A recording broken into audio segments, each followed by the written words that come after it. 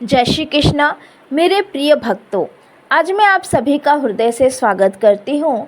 आज हम प्रवेश कर रहे हैं श्रीमद् भगवद गीता के 7वें अध्याय में, जिसे ज्ञान विज्ञान योग कहा जाता है। यह अध्याय केवल ज्ञान नहीं देता, बल्कि उस ज्ञान का दिव्य अनुभव भी प्रदान करता है। यह अध्याय बताता है कि भगवान को कैसे जाना जाए, कैसे समझा जाए और कैसे अनुभव किया जाए। तो आइए भक्ति भाव से इस यात्रा की शुरुआत करते हैं। जय श्री कृष्ण।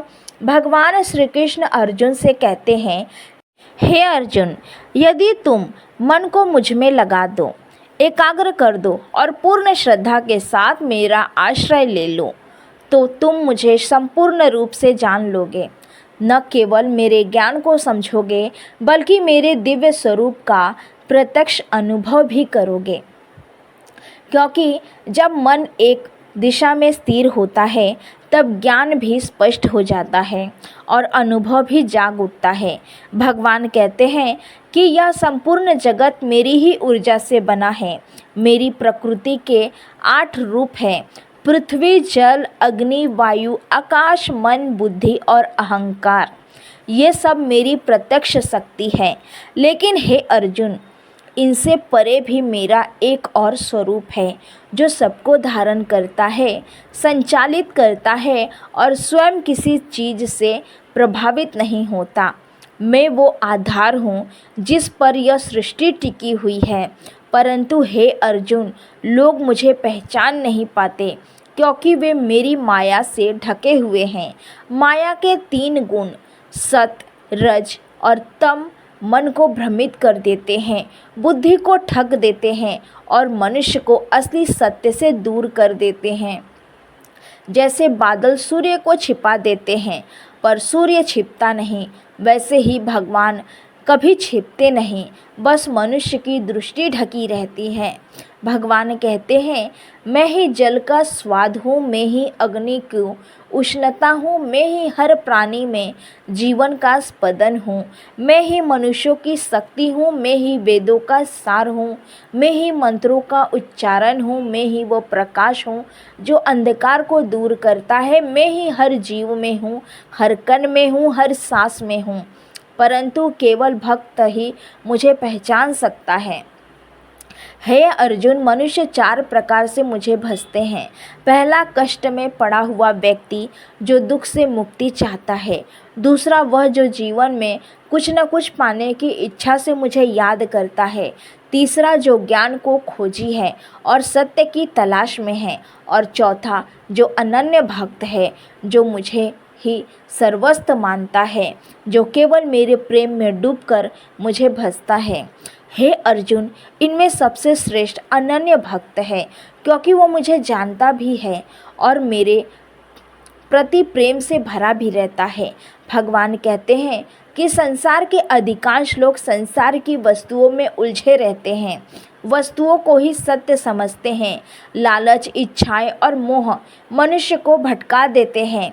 परंतु कुछ दुर्लभ महात्मा ऐसे होते हैं जो समझ जाते हैं कि सब कुछ भगवान ही है, सब भगवान से उत्पन्न हुआ है और सब भगवान में ही स्थिर है। ऐसा व्यक्ति वास्तविक ज्ञान प्राप्त करता है और मेरे चरणों में प्रेम पूर्वक समर्पित हो जाता है। भगवान आगे कहते हैं कि जो लोग अलग अलग देवताओं की पूजा करते हैं, वे भी मुझे ही पूजते हैं, परंतु सही विधि से नहीं।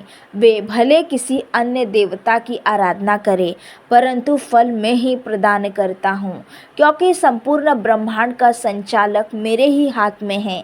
मैं ही कर्मों का फल देने वाला हूँ, मैं ही सभी इच्छाओं का कारण हूँ और मैं ही सभी मार्गों का अंतिम लक्ष्य हूँ।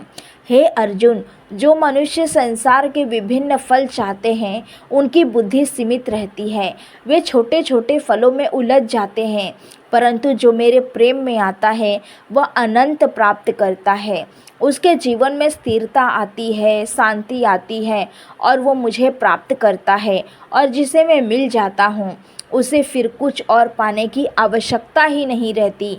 भगवान कहते हैं कि मेरे वास्तविक स्वरूप को पाना अत्यंत दुर्लभ है, क्योंकि लोग संसार में उलझे रहते हैं, मोह में बंधे रहते हैं, परंतु जो वास्तव में सत्य की खोज में है, जिसका मन शुद्ध है, जो प्रेम से भरा हुआ है, वो अतः मुझे पहचान लेता है, और मुझे पहचानना ही मुक्ति है, शांति है, परम आनंद है।